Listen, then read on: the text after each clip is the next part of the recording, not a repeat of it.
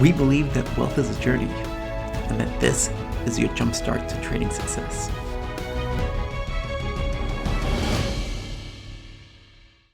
Hello everyone, and welcome to another edition of the Trader's Mindchat Show, where we believe that wealth is a journey and that this is your jumpstart to trading success.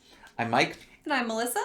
We have an awesome show planned for you guys today. We have Jason Graystone, co-founder of Tier 1 Trading, and he's been on the show a couple of times, right, Mike? Jason is a fantastic guy, friend of the show, and we're doing an event together this coming April. Yes, tell us more about that. Yeah, so it's going to be called the Trader Vault Summit, and there's going to be a panel of many trading experts in the field. Jason and I will be there. Akil Stokes from Tier 1 Trading will be there. Mike Bellafiore from S&B Capital, Brett Steenbarger, a renowned trading psychologist, and a host of other panelists as well. It's an event you don't want to miss it. And it's April 23rd, and it's a virtual event, so you guys can just literally register, and you could do this right from your own living room, which is incredible to have this huge panel of such expert traders. I think it's going to be great. Yeah, it is. So Jason's going to be coming on in just a little bit to talk about how to turn your trading into a business. But before we start, we wanted to kind of talk about our own journey and Mike's journey of how he was able to turn Mara into a business. So Mike, how did you even get the idea that you wanted to do this, and how did you take that first step? Oh my God, that's well, that to unpack that, I think that we need to go back about 10 years, right? So the first start of trading and trading business was when I had finally turned the corner in my own trading, and I wanted to just share what I had learned with the world, right? Like I didn't have business in my head. I just wanted to get information out there because when I first started trading and I was trading part-time, most of the literature that I was reading was fantastic, but it was all written from the full-timer's perspective. Yeah. So I was looking around. I eventually found Nicholas Darvis, who did it back in the 40s, which is amazing. But aside from him, I wasn't able to find a whole lot on people that have traded part-time and done it successfully, and here's how. Because I did that, I just wanted to share it. And so I started that first blog. It's got to be 9 years ago or so now, called chartyourtrade.com. And then that started to gain traction, and eventually we monetized that and found many people along the way to start developing software and coaching services and all this. And then later on, we sold that business and we started Mara. And something that I learned relatively quickly, right, like within the first year or so, like I wanted to do coaching, but I also later on found out like I loved doing the one-on-one, but I also wanted to reach a much bigger audience with it. When COVID hit and everybody was locked down and there was so much fear in the market, in all my social media feeds, people were panicking, and I wanted to do something that could help on a much larger scale. That's why I pivoted from doing just one-on-ones to doing something where we could serve a lot more people, and that's why we developed the Mara Elite program, where people could get group coaching and see what I'm doing for themselves. No, I think it's great. And I love that it all started when you finally found something in a system that worked for you. And I think that for so many people who are watching today, I think the first step for anybody, even if you're thinking about turning your trading into business, not necessarily a coaching business like Mike did, but to do it for yourself, is to really find something that first works for you, that you've actually been able to find consistent success with it, and then to be able to, find yourself consistently profitable from it. Yeah, well, one of the things that I tell people, like there's 3 core ingredients for any kind of a trading system to work. The first one is it has to match your beliefs. The second thing is that it has to lead you to the end goal that you're trying to achieve. And the third thing is that you've got to be able to execute this thing. And a lot of people, they kind of do the second one, right? The figuring out where the goal that they want, if you're really good, you start to think about the mindset component, but most people completely forget about the, hey, I've got to be able to execute this thing, right? Why is that so hard for people to do? Like, what is that? Why is that something that people forget? It's, I hate to say it, but I think that there's so much in this industry of people peddling the dream, right? Like, people trading from a laptop on a beach. This is easy. Lamborghinis and mansions, that kind of thing. People get swept up into that, and so that becomes a goal, and they're told that, oh, it's easy. Trading is easy. Like, all you have to do is just click a couple of buttons, and anybody can do it, and sign up for my alert service, and you're on your way. And so that puts a false expectation on them, and so they think that they could go out and execute. And many people learn the hard way that the execution part is far more challenging than they anticipated, and that's where people end up blowing up their accounts. Some people have early success in the beginning, right? Like, there's so many people that I've spoken with online, and they've taken small accounts, like starting with a couple of grand and turning it into 10,000, 20,000, well, which is incredible, and thrilled for that. But then they give it all right back because the execution part hasn't been nailed down, and then they can't figure out why. Yeah, interesting. And it kind of goes back to there was a meme you just shared on social media about focus, and I love it. It's about like some of the issues that beginner traders face, and has one person looking and with the basketball looking at the scoreboard and focus on the scoreboard. And then there's another, like a split screen, and the other person is looking at the hoop. I love that one.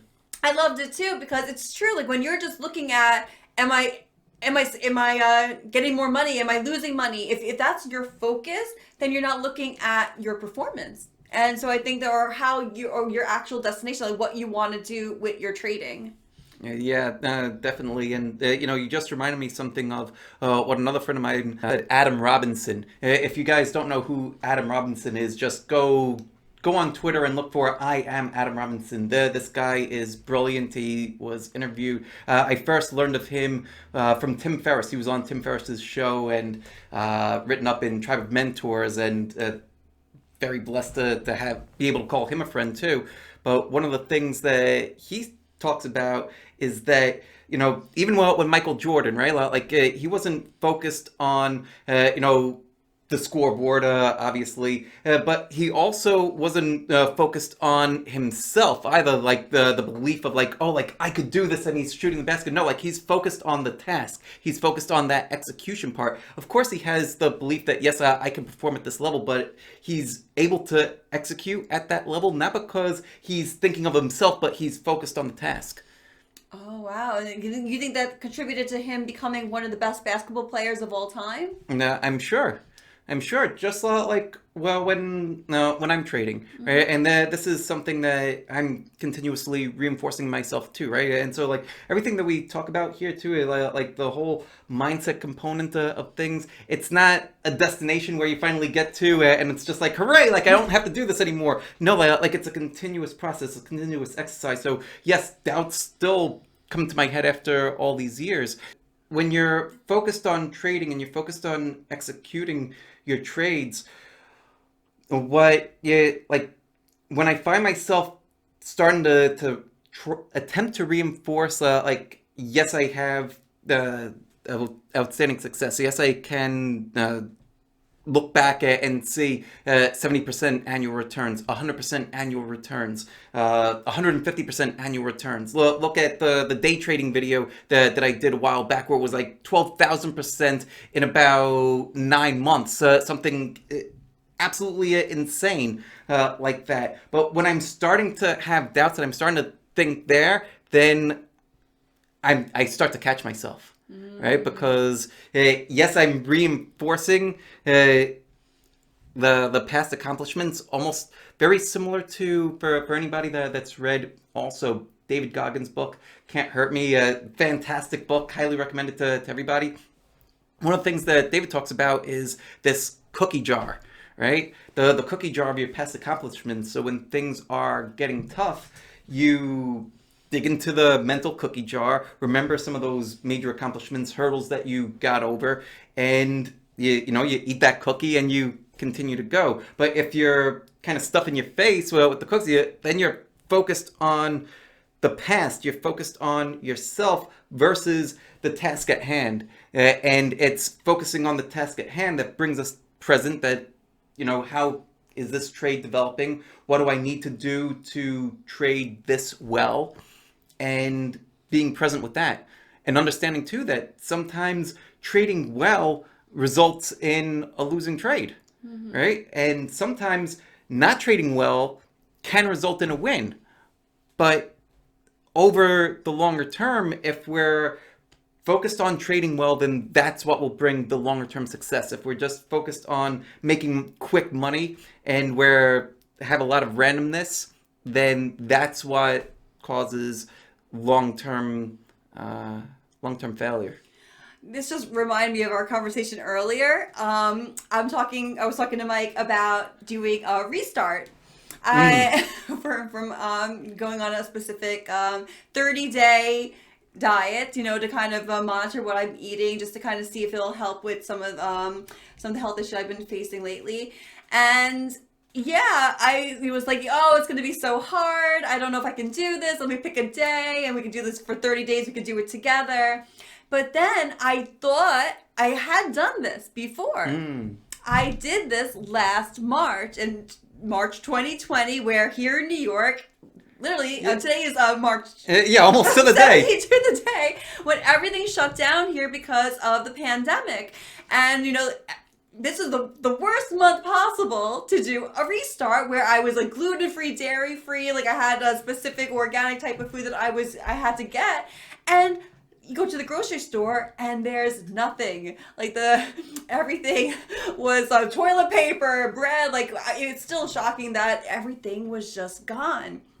And to be able to have still stuck with that restart in March of 2020, anything is possible. If I was able to do it then, I can do it. So I love that you mentioned referencing some of our past successes. Maybe if it's not a trading success, but knowing that you did accomplish something you set your mind to will help give you that confidence, or that confidence boost that yes, you can do it. And sure, it's going to be tough. Sure, it's going to be hard, but you can do it because you've done it before. Yeah, absolutely. Like, make a T-shirt of that. Like, I do difficult things. Right? Is that going to be a new product on our, yeah, on maybe. our site? Yeah, it might be. Get your mugs, get your T-shirts, I love it. all that stuff. But this is another thing too about struggle, and for starting a business, whether you are doing this for your trading or trying to create your own business, there's struggle involved. And Mike, just talk a little bit about when you started. This was when you started the Chart Your Trade blog, we had just gotten married, and then you did encounter some issues where you had started this business, and then we had a baby. Yeah, so that threw a curveball in your schedule. I did not anticipate how challenging it would be. Like in hindsight, of course, it just seems like obvious, like duh, like, well, why wouldn't it, having a child and then continuing to juggle everything else at the same level. Yeah, because you were still working full-time in the city at that point. Still working full-time in the city, separate day job, trying to manage a business which had become like practically a full-time job in itself, in growing that with the services and the software that we were doing. A new baby comes into the mix, plus my own trading, right? And that's where I started to see my equity curve that was, moving how it's supposed to move from the lower left to the upper right and continuing on that way. Started to chop around sideways. It's like, well, what the hell is going on?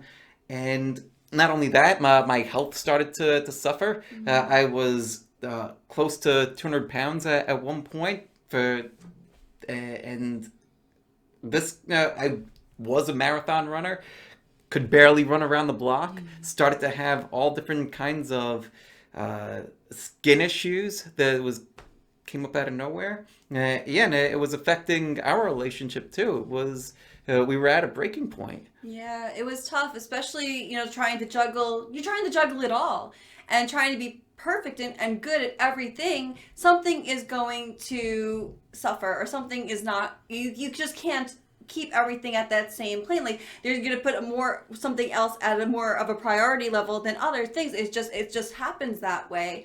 And for me as a first time mom too, it was difficult because I was working full time and now juggling being a mother and then you growing your business. So it was a lot of moving pieces that all happened at that same time. And I think you're right. We both weren't prepared for that shift in our lifestyle. So I think part of the takeaway here is that to attempt to see around corners and to also understand too that yes, the journey is going to present challenges. It's going to present challenges that maybe you didn't anticipate. Maybe you're going to get knocked down a few times, but just like the Chumbawamba song, right? You get knocked down, but I get up again. Right? And it's St. Patrick's Day, so I think that's appropriate. Yeah, is there beer in this song? Though? Maybe. Get some Guinness?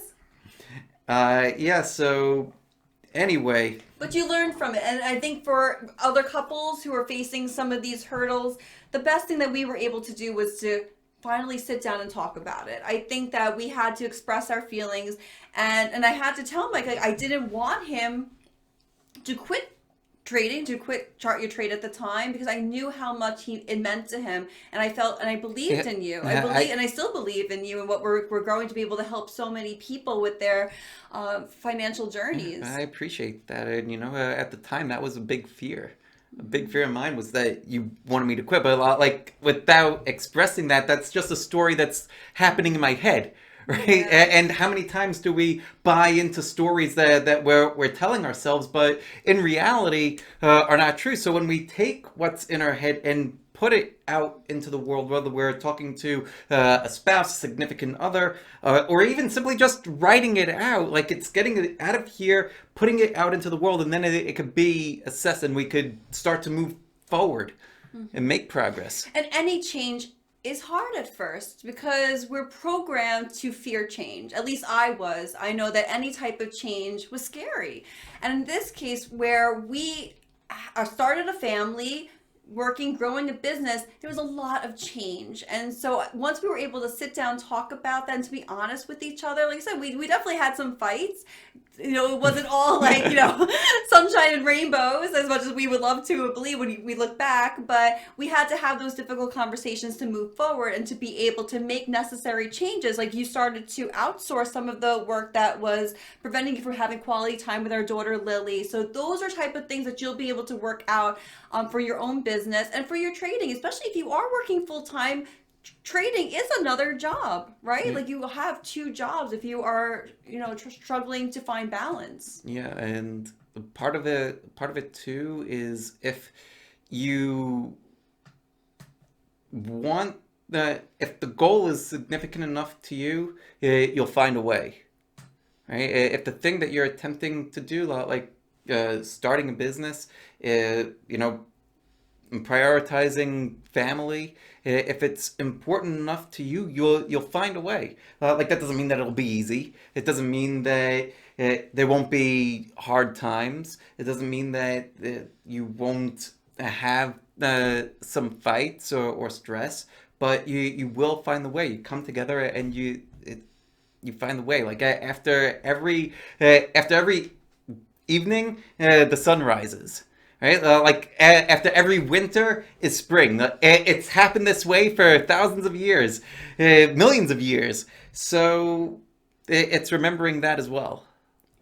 And having gratitude for the journey, and when you're on that journey, for the people who are with you along that journey. So if you guys are in the middle of this journey or starting this journey for yourself, we wish you so much success and love, and we know that these type of conversations on this show will hopefully give you some help along the way. And without further ado, we're going to now have Jason Graystone on after this quick word from our sponsor. Today's episode is brought to you by the Traders Vault Online Summit. This is an exclusive virtual trading event with both panel discussions and multiple breakout sessions with some of the top traders in the industry. I'm thrilled to be a panelist at this event, and it will be on April 23rd, 2021. Be sure to register at tier1tradinguk.com. Welcome back to the Traders Mindchat show.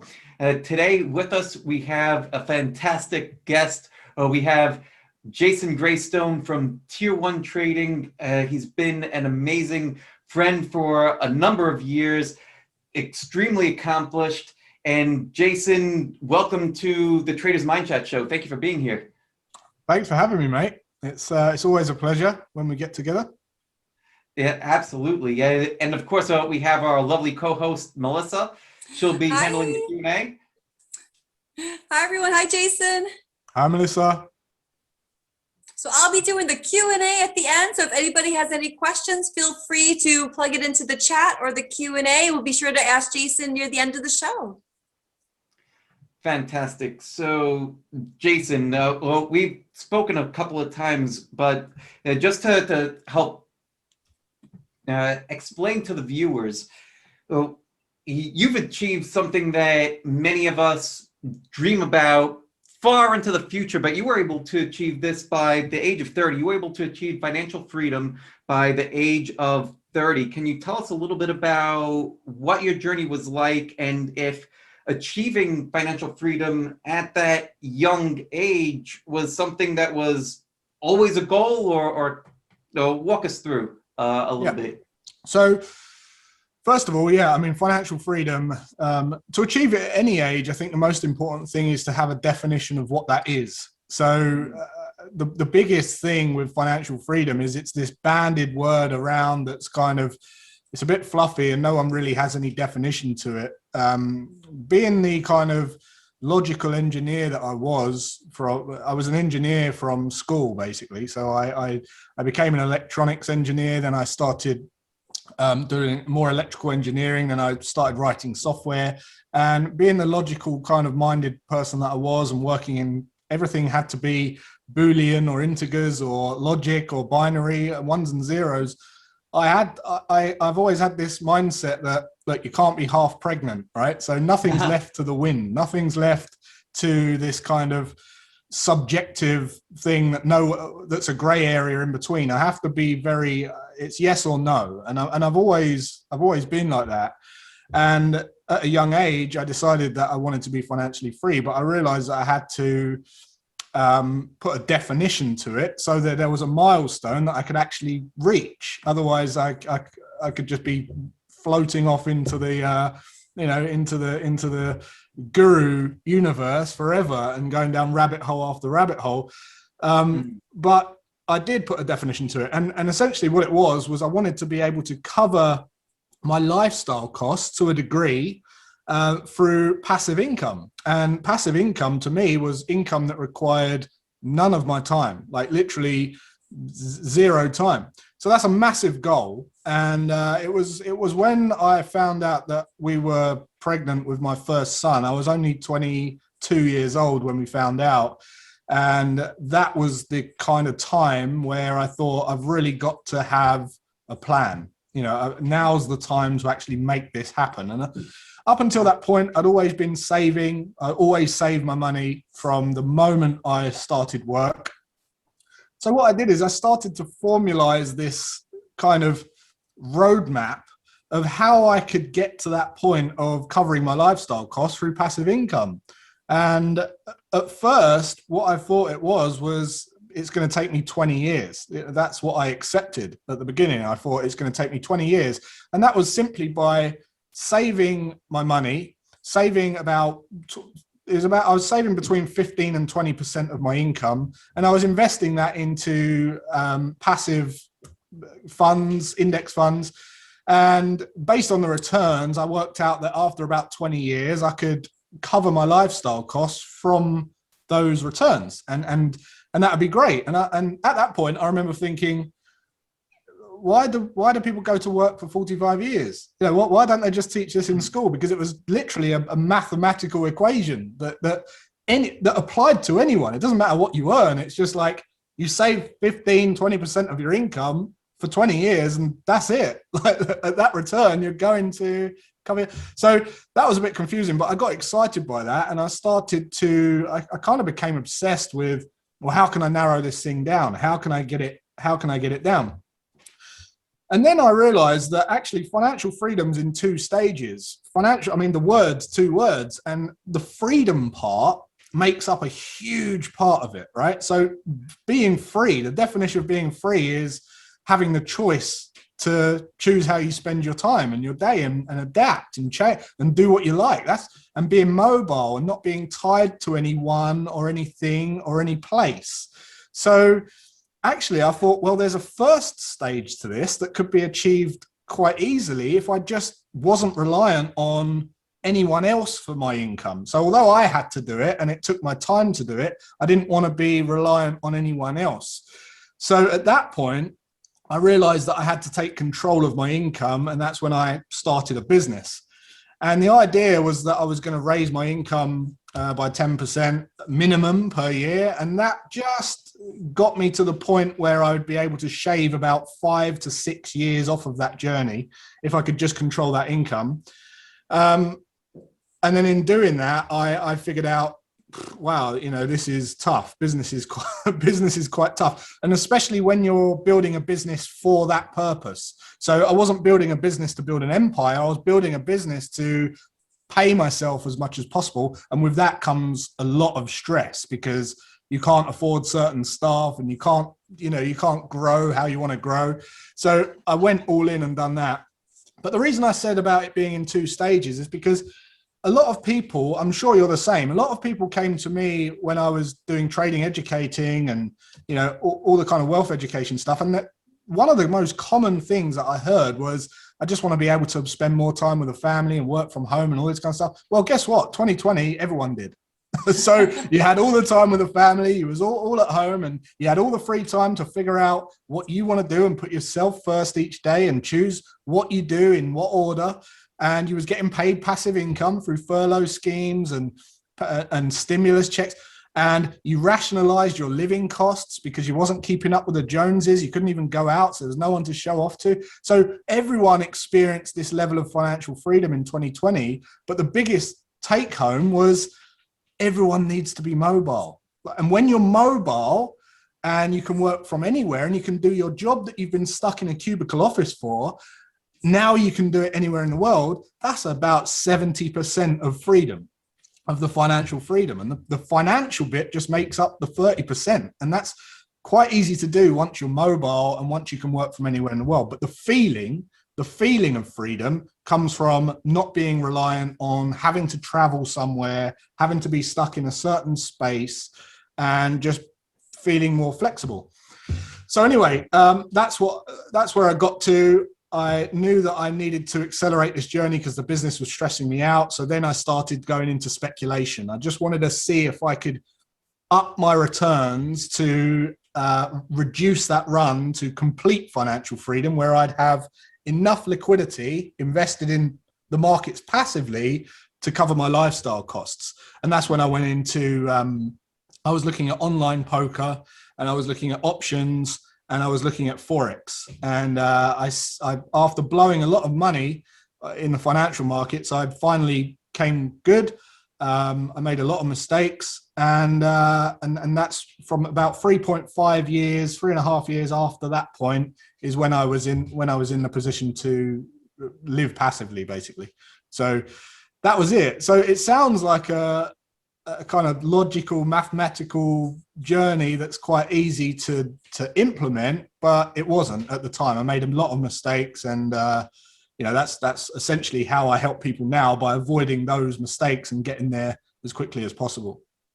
There's so much to unpack in what you just said. Well, one of the things that you just mentioned, online poker, options, Forex, how did you select?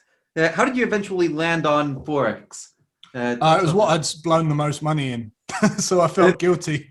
I felt that I had to just pursue that because I'd blown too much money in it. And I thought, oh man. And believe it or not, I thought poker was harder because it's very similar. It's very similar to trading, but the difference with poker is you have to make a decision every 60 seconds, whereas in trading you don't. And that was the differentiator. That made poker so much harder, in my opinion. Interesting. So there's a defined decision point in online poker, and it's interesting too.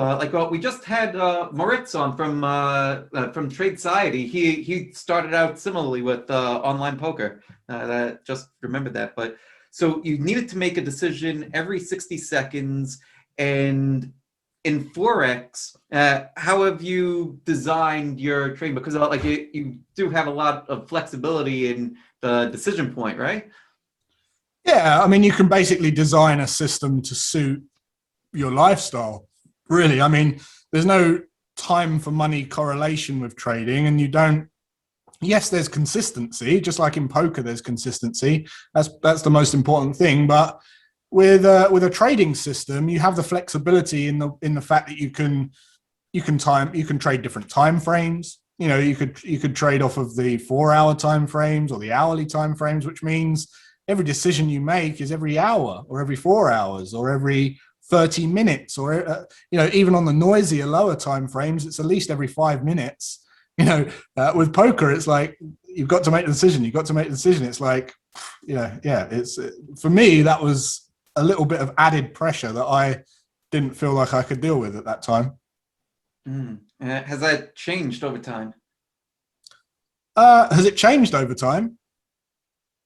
Yeah, the timing, the time that you're able to dedicate, or how you would treat your system. Yeah. Oh, I mean, so the way that I treat anything in terms of business income and income streams is I first try to make them as flexible as possible and as mobile as possible. So anything I do is mobile. So with trading, obviously it's mobile. That's not a problem. But anything in any other business, I try and make as mobile as possible anyway. It's one of the primary objectives. And then once I've made it mobile, I'll try and make it passive. And what I mean by make it passive is I tried to make it take less and less time.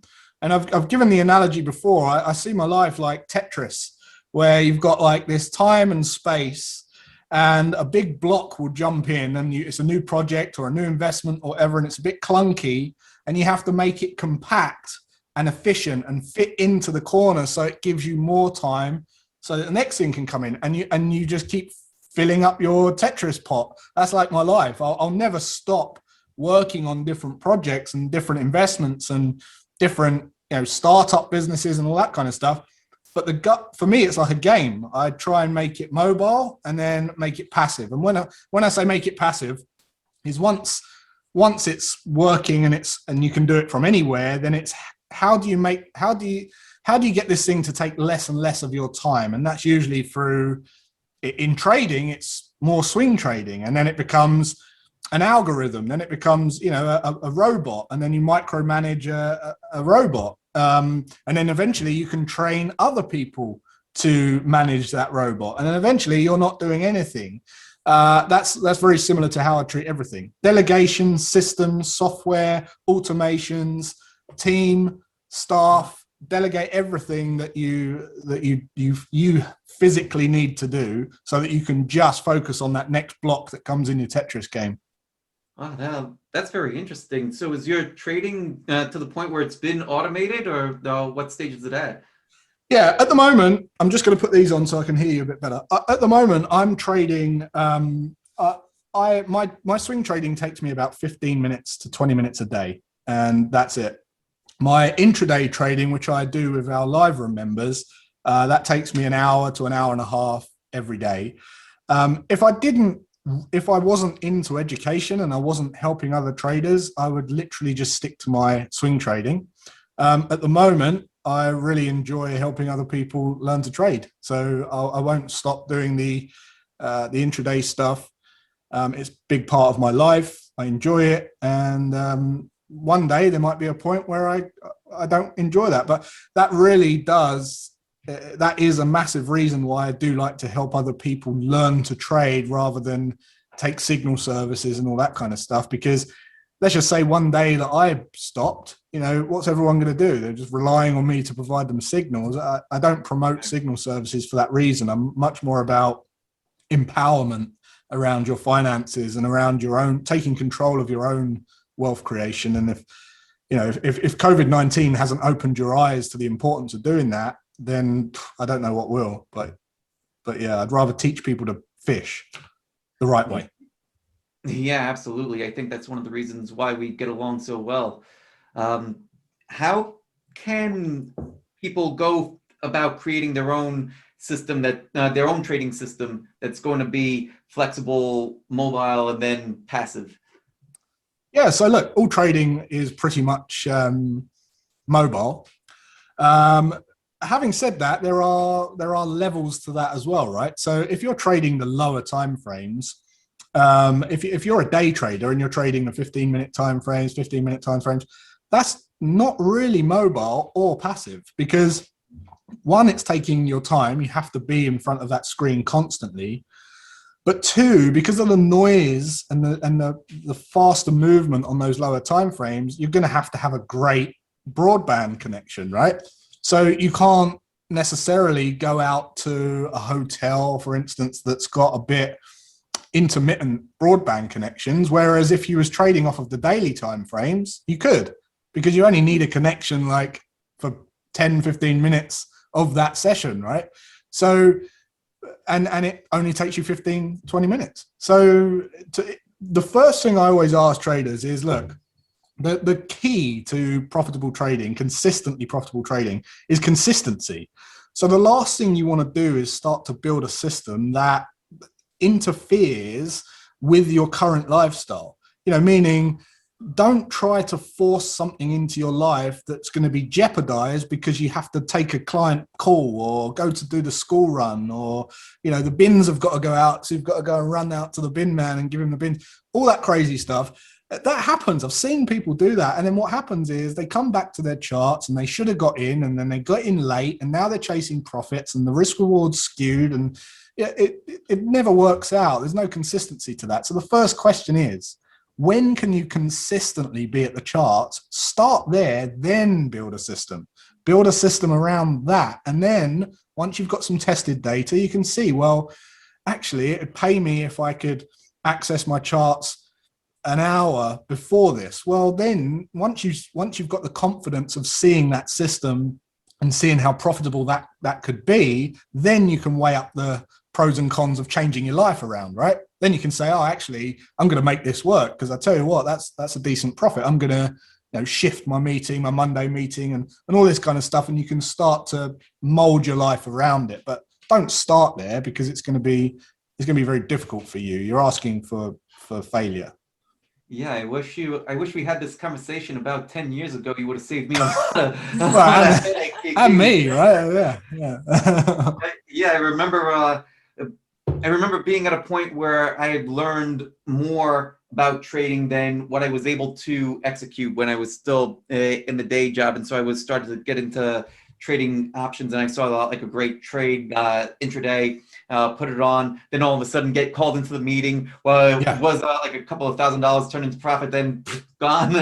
And and it's not only that. You go on holiday with your family and you're not quite with it. You go to dinner and your mind isn't there. You're thinking, oh God, I've got to get back and check this, check that. It's no good. It's no good. Consistency is absolutely key to anything, really, not just trading, but just make it easy on yourself. That's what I always say. Make it easy on yourself. Bit like if you're trying to lose weight and you have to do a load of food prep and you don't want a food prep, well, buy packaged salads. Just stack your fridge with packaged salads, and that's it. It makes it easier, right? You don't want to introduce unnecessary difficulties into something that's quite hard to master anyway. You're just setting yourself up for failure. It's very wise to just make it as easy as you can. Yeah, I couldn't agree more with that. So a huge part of trading is mindset. You talk about a lot. We talk about it a lot. how do you go about having the right balanced mindset? What do you think is the key to having the right balanced mindset for trading and for uh, cultivating the awareness of what's going to be best for the individual? Yeah. So first of all, focusing on process and focusing on good trades rather than profit in terms of monetary value, focusing on a percentage, focusing on performance. That's really, you don't see that enough. You don't see people focused on performance enough. And if you can focus on performance, the profit will come, right? Focus Sorry? on Performance. Right. But performance in what way? As far as monthly returns, in in trading your trade plan flawlessly. So making zero errors, right? zero errors. Zero errors. So the way that I look at it is by trying to, because if you make a trade and it wins, but you trade it as an error, so you shouldn't have been in the trade and it wins, that is a positive error.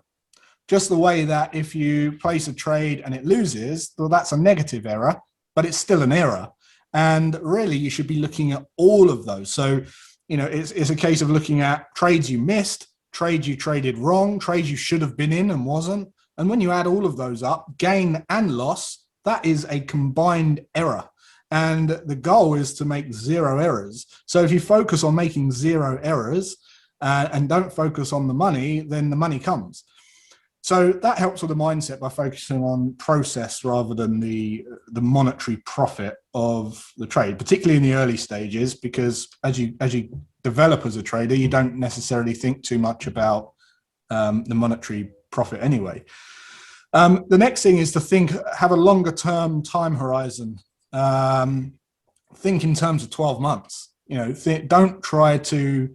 The moment I see traders trying to pay for their weekly shopping with a certain percentage or a certain return per week, it's crazy. You can never guarantee that you're going to make a guaranteed profit per day, per week, this many pips, this many points. Whenever I see people promoting that kind of stuff, I just want to smash my head against the wall. It's absolute bonkers. It doesn't make any sense. No one knows what the market's going to do. So you don't want to be in a position where you find yourself beating yourself up because you feel like you're not generating that kind of profit or that consistent profit. Well, I can tell you, no one does. So think about longer term time horizons. Think about 6, 12 months. Don't change anything too soon. Give yourself time, give yourself breathing room. Don't be hard on yourself. And then review it, right? So it's like, I always think about the thermostat analogy where you see some people when they're cold, they whack the heating on, and they talk about it in terms of turning the heating on and off, right? So it's like, I'll turn the heating on, I'm cold. And then they're too hot and they say, I'll turn the heating off, I'm hot. And it's like this 5-degree and 30-degree, and they're just going bang, bang, bang. Whereas if they just tweak it to like 19, and then, I'm a bit cold still. Well, let's tweak it to 19 and a half. Let's tweak it to 20, right? And then you find a consistently comfortable level. That's what you want to be doing with your system, and give it time so you can nurture it that way, so you can find that consistently balanced level, because otherwise you're going to be too volatile. That's going to play with your emotions. You're going to be up, down, elated, depressed, and that you're going to end up, it's going to be a failure because you're going to blow your mind.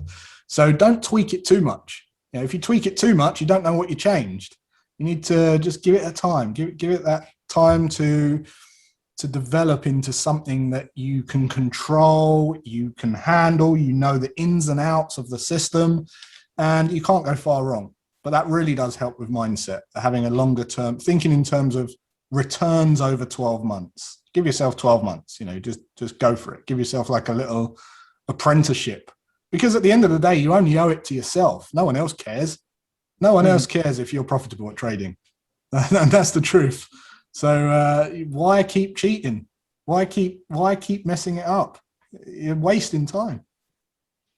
Is that the same time horizon, 12 months, for somebody that is, say, 18 to 25, kind of that prime person without outside responsibilities, like maybe they don't have a family yet and can fully dedicate themselves 15 hours a day to trading, versus somebody that's maybe they're in their 30s already, maybe they've already started a family, they've saved up a little bit, let's say that they've got 50 to 100,000 in the bank, and they're like, you know what, I'm not happy with where I'm at.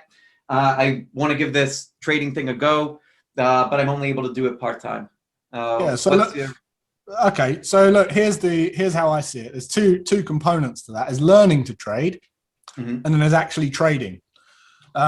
Two analogies I can think of is when people come and say, I want to learn to trade, you could say, well, haven't you considered going for the MBA? You know, and they're like, well, that takes a lot of work. It's a lot of effort. Well, if you can shoot hoops for 10 to 15 hours a day and someone can only do it for an hour a day, do you think you're going to get better at shooting hoops than that person? Well, yeah, absolutely. So you can learn a lot quicker. But here's the thing. When you go into the tournament, which is the arena of trading, you might be in a tournament or in the Premier League for football, right? And you have to accumulate a certain amount of points. And you don't really know until the end of the season where you sit in that table, right? Whether you're in the relegation zone or whether you're being promoted to the next league or where you are in the league at all. So it's a bit like when I was an electrician.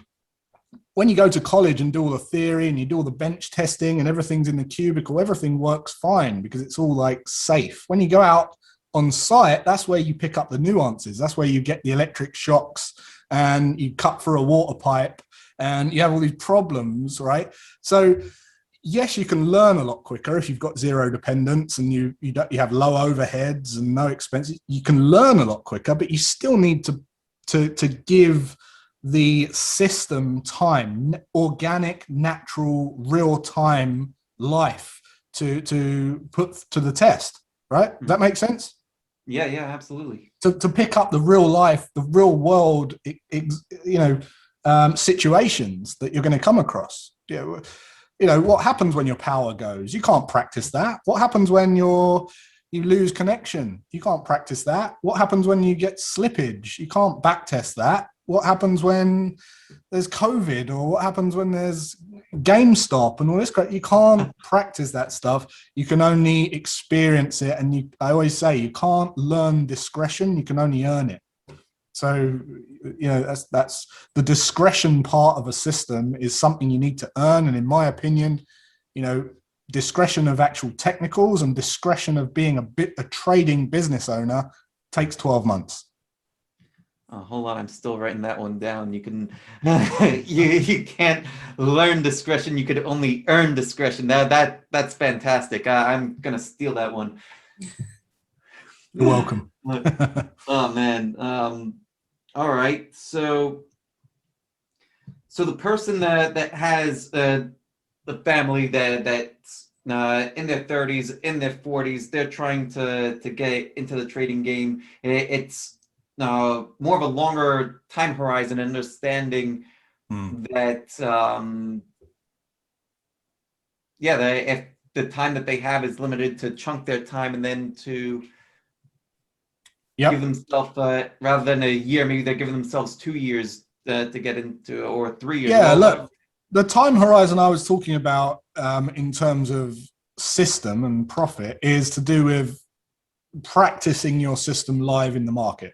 I would say 12 months will give you enough discretion to really kind of experience most of the problems you're going to experience, but it also allows you to experience profit and see what that profit looks like over a 12-month period. And then going into the next 12 months, you can say, well, you know, I generated this much profit. I can take half of that and divide that by 12 and comfortably take that as income over the next 12 months. So you're being conservative in profit taking, and you're not jeopardizing your account balance, and you're allowing for compounding and all the rest of it. So 12 months is really just to build discretion once you've learned, once you've gone live. Someone who's typically trying to learn to trade in their 30s, mid 30s, late 30s, the best position you can be in my opinion, is if you've got a business that you've made a bit mobile and you've delegated, right? Because one, you've got surplus cash, you've got income coming in, you're not required as much in your business, you've got a bit more time to focus on learning a different skill, because trading does take time. So if you've got a business that's working and you've delegated some stuff and you're not actively involved in that business so much, and you've got a bit of time and the income's coming in, great. That's an ideal situation, in my opinion, for someone to make it. What I would say, though, is if you're not in that position, it means that you're going to have to stop your business or finish your business day or work day, and then you're going to have to go home and create this kind of part new job, which is a real burnout. I mean, that is what I did, and it was a divorce nearly. It was a real tough time, really, really tough time. So my recommendation is just be consistent. Set yourself an hour. I like to say 15 to 20 hours a week, because if you can set aside 15 to 20 hours a week, it means that you're building momentum, you're making a bit more progress, you're treating it a bit seriously. It's not a dabbling thing, it's not a hobby, and you will get more encouraged and more motivated to make more and more progress. If you're putting in an hour here, hour there, get off of it for 2 weeks, come back, do an hour, you're not really going to make the progress that's going to inspire you and encourage you to carry on, in my opinion, and from what I've seen working with so many traders try their hand at it. So yeah. So much valuable information in there to unpack.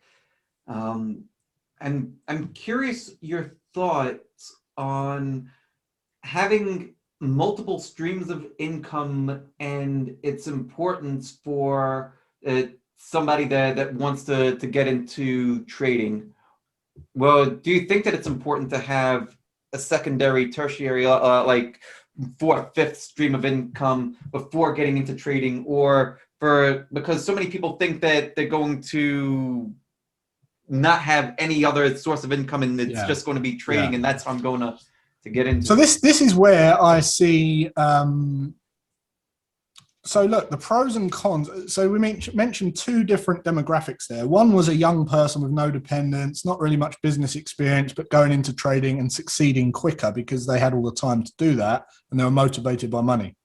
The other demographic was someone who was a business owner and someone who had experience in business and had little time to learn, but was going to take a lot longer to get into trading. But there's one thing that guy will do better over this guy, and that is the fact that you've had experience and exposure to pulling money out of the market in a business dynamic. So for instance, if you went into trading, and let's just say that you was working on trading, you was 19 years old, putting 15 hours a day into mastering your craft, you built a great system, fantastic system. Guess what? You've never had any experience with pulling money out of the economy. And then you go and get funded and you work at a prop firm, and all of a sudden you place a trade and you pull 50, 100 grand out of the market. Mentally, how is that person going to handle that if they've never had exposure to that before? Do you think they're going to be in the best frame of mind to manage that money? Do you think the old endorphins are going to be, do you think they're going to become cocky? So there's a problem there, and you see that all the time. That's what, I know Mike at SMB has Brett Steenberger go around and work with these kids because they're money driven, but they're pulling out vast sums of money with no experience of managing those sums of money, and they're not really in tune with their real purpose yet. They're quite young guys. So there's that to contend with, which people don't really think about. The person that's obviously had the experience of pulling money through a business dynamic and receiving large amounts of cash is going to be much more level-headed when it comes to pulling cash out of the market. So there's that. I forgot what the question was now, but it's I'm rambling on. I kind of think I answered the thing, but that's the difference between those two. What was the question? Something to do with business. Yeah, well, it was having multiple streams of income. That's it. So my honest answer to that is, you want to have an income that's going to cover your basic needs when you're learning to trade. And if you went from having an income, a stable income, as much as we can call anything stable these days, if you had a stable income and then you just left that and went into trading, then already you've automatically put that time pressure on yourself, which you can't have a time pressure in trading, because you could have 3 months. You could have a month of no profit. You could have 2 months of no profit. You could have an unprofitable year. Imagine that. Then what are you going to do? And look, it's been proven. There was a study done. Researchers went into southern India and they researched 464 farmers across 54 villages, and they tested their IQ levels. Now, to be a decent trader, you need a decent IQ level, because you need to be able to deal with adaptation, you need to be able to deal with concepts, and you need to be able to think logically. So traders who have higher IQs, it's as simple as that. Now, this research that they carried out, they found that when these farmers, before the harvest, when the money was tight and the crop was low, their IQ dropped by 13 points on average. Some more, some less, but on average 13 points. And then when they retested them, once the money was coming in and the harvest was booming and they were more prosperous, their IQ went up by up to 50 points. So it means that when you've got stability and peace of mind, and you've got a cash buffer and a cushion there, and you're not worried about living day to day, and you're not in that animalistic survival mode, it frees up your IQ, which then you can expend on trading and learning to trade and become a better trader. So you will actually become better at trading, and you've got more chance of becoming a good trader if you've got stability in your finances behind you, which is why I say don't go straight into trading to anyone. That's great. I love that. I love that as well. It's like that muscle test when you have like a negative thought, and they have someone like pull down your muscle when you're thinking something negative or something that is depressing or something bad that happened in your past. You'll become weaker. But then if you do the same test and you're thinking something positive or something that is an uplifting thought, you'll actually become stronger. Yeah. And I think that IQ test totally relates with that, where you're almost like you're freeing up more mental capacity to do the things you want to do and do it in a more productive way. Yeah, I mean, just talking about the brain, I mean, it's like it's a very at the primary level of our brain, it's very binary. It's like yes or no. It's survival, and that is it. And then as we take care of that survival instinct by relieving it and making it understand that we're going to be okay, we're going to live, which is essentially food, shelter, water, then you can start to unlock higher levels of your brain, which is where you deal with more complexity, more chaos. You can deal with more complexity, the more prosperous you are, the more free you are. So that's very much why I promote the whole always free principles. Wow, this is amazing. We're already about 40 minutes in, so are we? Wow, time flies. Yeah, geez, it absolutely does. But I wanted to, for everybody that's here, that's joining us live, now's the time to get in your questions. I already see there's a couple of the men in the Q&A. Melissa, what questions do we have so far? Okay, we have a question from Mario. He asks, if one is taking trading seriously and eventually making it their #1 income earner, is it best to trade under an LIC or not? Is it best to trade under an LIC? What was the question? What was the first Oh part yeah, of the question? if one is taking trading seriously and eventually making it their number one income earner, is it best to trade under on LLC or not? Yeah, I think it's best to trade under an LLC.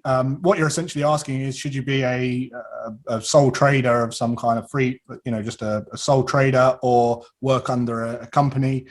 There's pros and cons to both. Essentially, it comes down to tax and how you pay tax. I think if you work under an LLC, I'm in the UK and the laws are a lot different, and there's different dynamics between what the pros and cons are between businesses and self-employed, we call it here, or a limited company.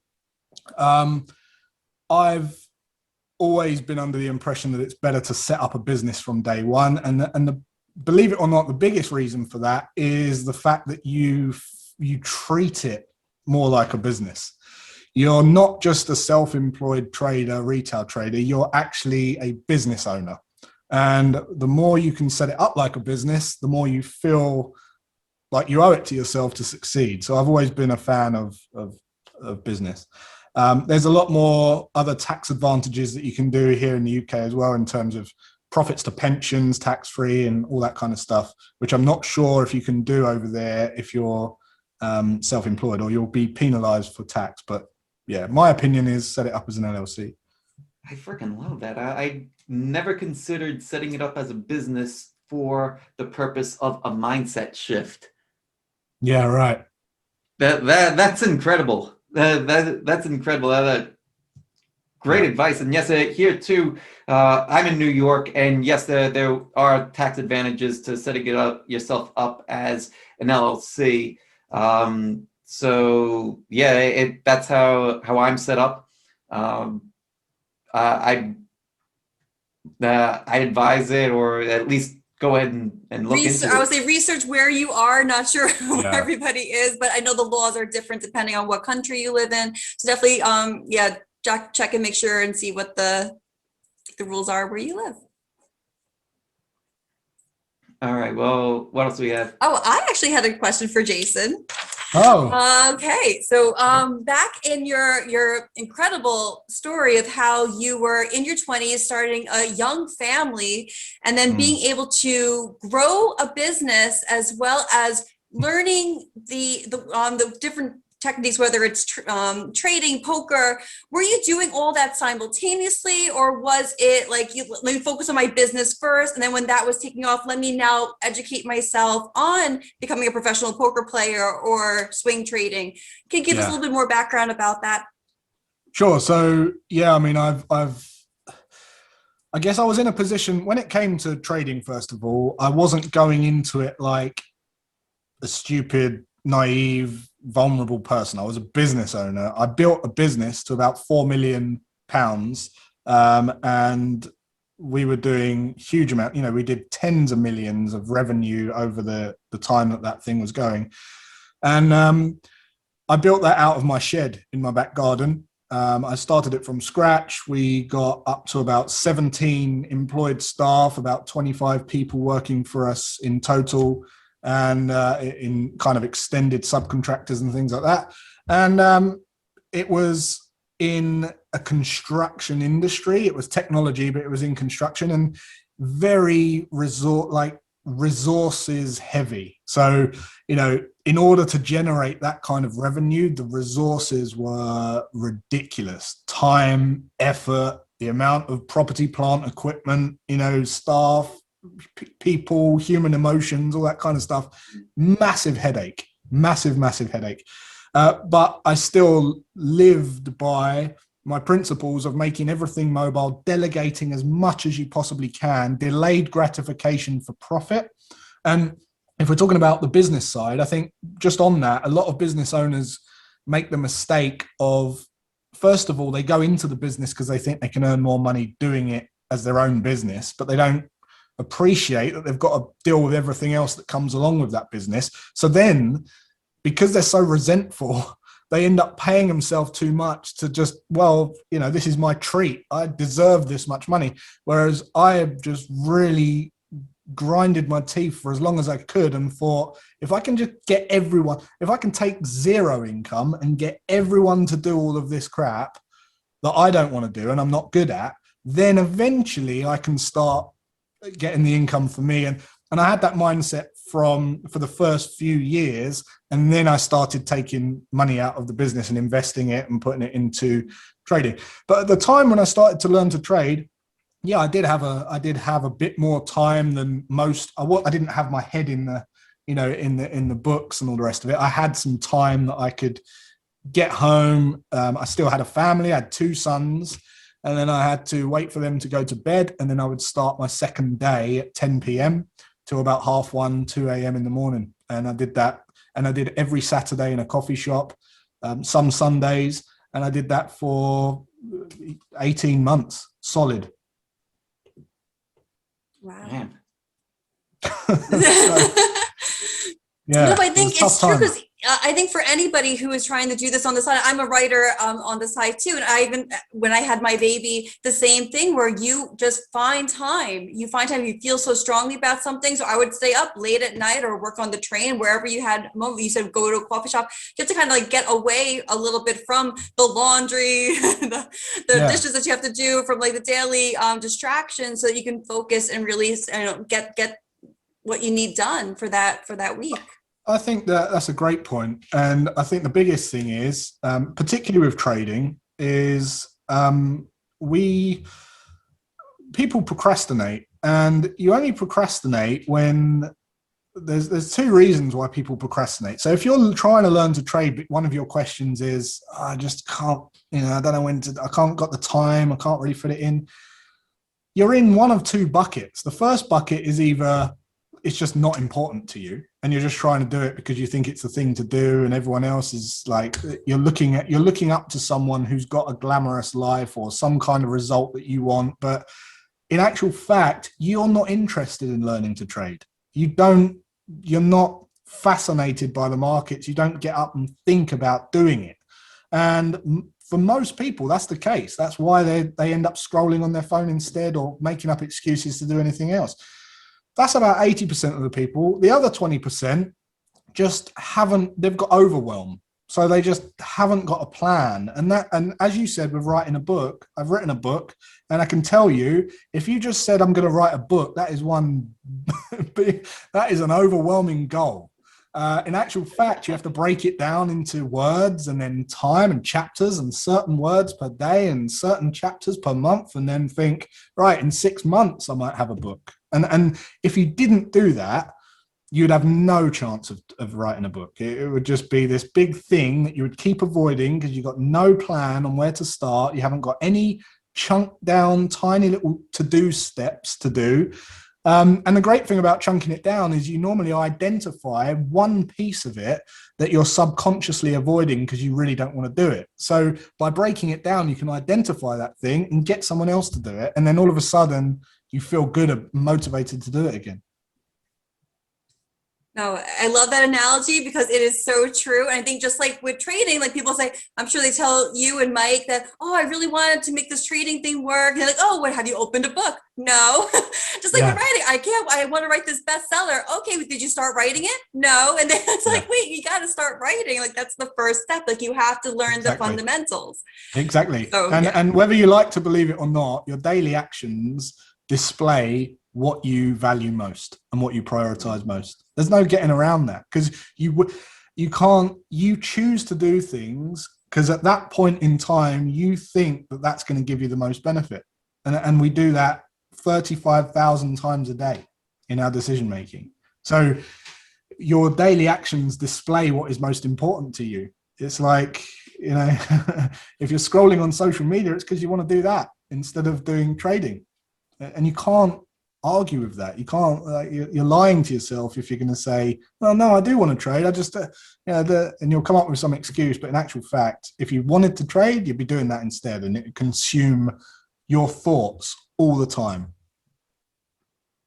Oh, this is great. I love this. We also have a question from Caleb. He asks, how difficult is it to switch from sole proprietorship to an LLC? I have no idea. I have no idea. I don't live in America. Over here, if you're self-employed and you start a limited company in 10 minutes, cost you probably $10. And then you become a director of that company, and that's it. Just transfer the bank account, transfer the whatever. Yeah, 10 minutes. Like any insight? Yeah, depending on where you live, it's easier or more difficult. Where Jason is, it sounds pretty easy. New York, there's quite a bit of tape to cut through, but it's not that difficult either. Your accountant would probably be able to help you. We're actually in the process of working with our accountant to look at switching from an LLC to potentially an S corp. And yeah, well, once you have the appropriate people around you in your environment that could give you that kind of advice, that's the way to do it, and it shouldn't be that difficult at all. Okay. I actually have one more question as we're still waiting. If anybody else wants to, write in the chat, feel free. My question to you, Jason, this is something that still I struggle with, is setting a goal. Like I set writing goals, I've set goals with Mike, building the business and continuing to do that. But for you, when you set this lofty goal when you were in your 20s, that I want to be financially free, what was that like for you? Did you have a vision board? Was it something that you just continued to tell yourself on a daily basis for visualization? Is there any practice that you did that you remember, or is it just something that you just continue to strive for? So what I've learned is values come from voids. So what you value most usually comes from what you perceive to be missing most. So if you was overweight and really unhealthy, and the doctor said that you're going to die if you don't change your life, you will drastically change your lifestyle to start. You're eating healthy, exercise will be very, very high on your values from that point. And what you find is, and I've discussed, I've done lots of work on human psychology and human behavior because of who I am and what I do. And what I find is growing up, there's certain things that happen in your character up to the age of 7, 8 years old that allow you to, or kind of ingrain in you a perception of something that you think is missing, or something that you want to be the opposite of. And in my house, it was money. And we had no money. I mean, it was just me and my mum. We had no financial security. The electricity would be going out. I'd be sitting in a black corridor. I remember being scared. I remember bailiffs knocking at the door. We didn't have a father figure until I was like 6. So we had no security. And when that happens as a young child, you can go one of two ways. You can either, see it as an evil thing, like, oh, this is what money does, or you go the other way where you just never want to be in that situation. So when I started to create my own family, I've very much I value security. I value calmness and balance, and I value money and finances and wealth building and freedom. And to the degree where I've been known to be a little bit over the top with my kids, where I just need I smother them a little bit too much, and I've done that, and that really all stemmed from me growing up as not having any of that stuff. So when your values are ingrained in you and that's part of you, it's much easier to set goals that are aligned with those values. And finances was one of those. Wealth building was one of those. Having said that, I'm not saying that you can't put financial freedom high on your values. It's just a case of shifting them. So if you are finding yourself scrolling through social media instead of doing the thing that you truly want to do, okay, let's just pretend that you truly want to do it, and you're not saying you should do it. Anything you say you should be doing, don't bother. Don't do it. Delegate it. But anything that you feel that you truly want to do, but you find yourself doing other things, you can shift your value system by asking yourself, how is doing that thing going to help me achieve and accentuate my highest values and my highest priorities. So for me, it's like, how is becoming fun? This is why when we had my first son, I really got a rocket up me, because it was like, how is finally going after this going to help my son? How's it going to help our future? How's it going to help our family dynamic? How's it going to help, the security? How's it going to help me provide him with options? How's it going to help me allow him to not just rush into a job for money when he's older, and instead go into something, guide him into something and support him through that? And when you write down enough of those reasons, you actually start to rewire your brain, because you're shifting the values up the hierarchy there until there's no reason why you can't go after it. And it's like, now I clearly see why I've got to go and get this done. It's a bit like writing a book. I didn't want to write a book, and I would prioritize everything over writing a book until I sat down and wrote down all the reasons that in the long term, why that would be a good idea. And guess what? It came to wealth building and helping me get my message out and free. So I had to link it to that in order to get the thing done. And I find that's a great exercise to do. And also the reverse effect. If you feel like you're doing something that's detrimental to your journey or your goals, write down all the reasons how that is affecting you or moving you further away from what's valuable to you.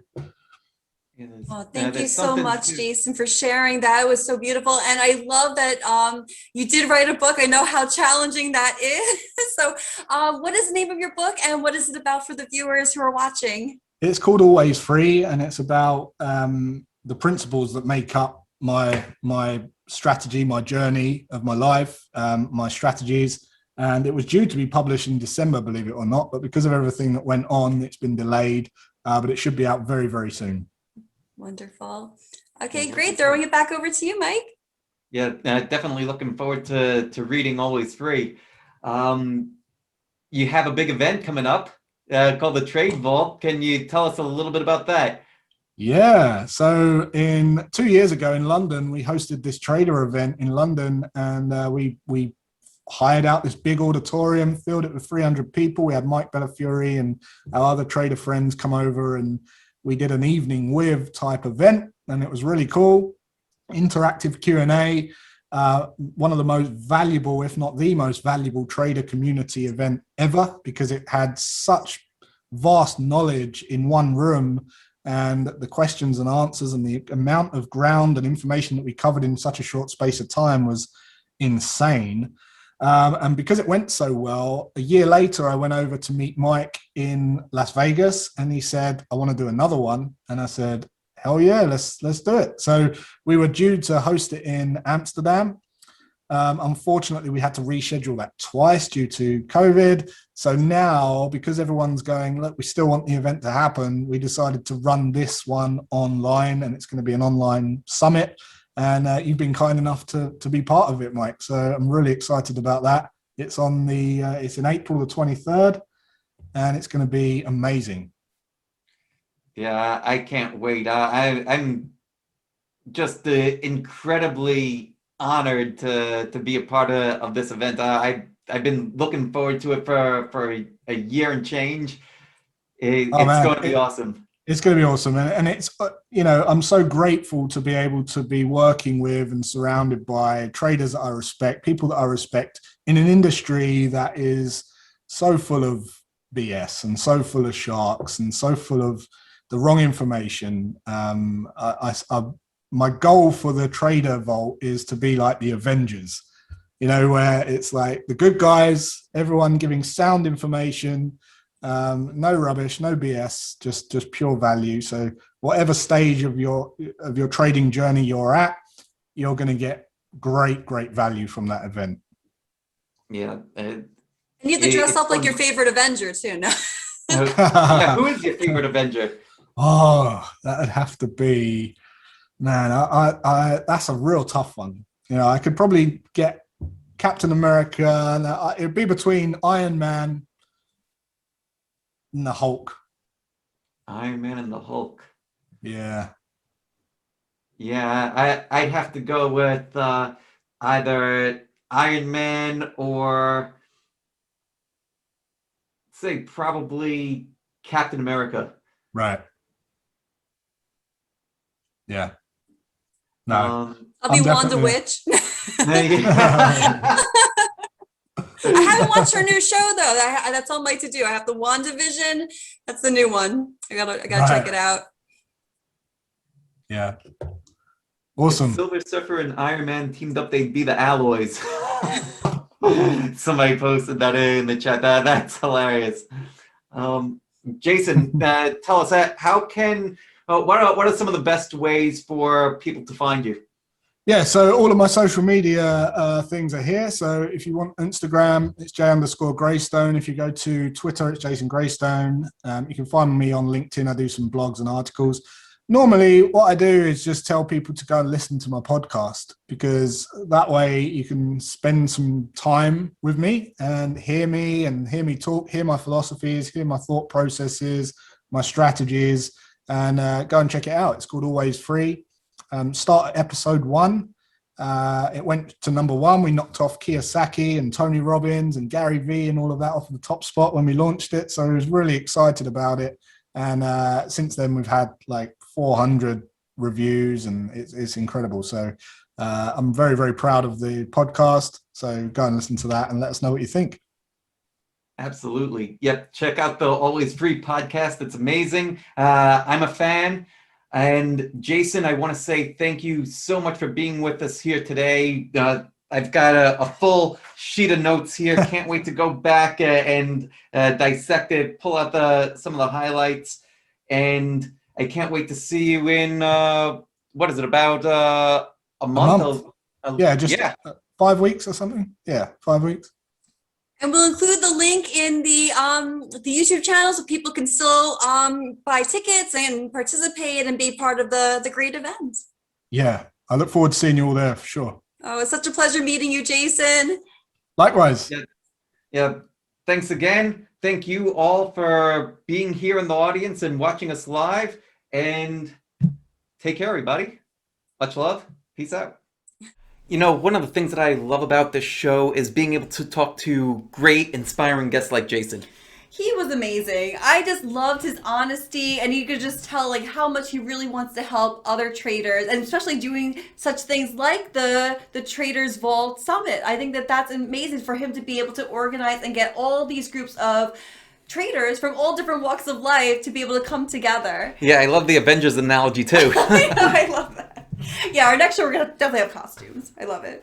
But what's some of the highlights you got out of that interview? Oh my God, there's so many. So first one for me is focusing on performance rather than profits. And I like how Jason defined performance as being focusing on the process, right? Not just, the trades that you take, but also the trades that you missed, right? So trying to eliminate errors, error-free trading, and error-free trading isn't just mismanaging a trade. It's also, I should have taken that trade, but I didn't. Why? That's another error that you need to track.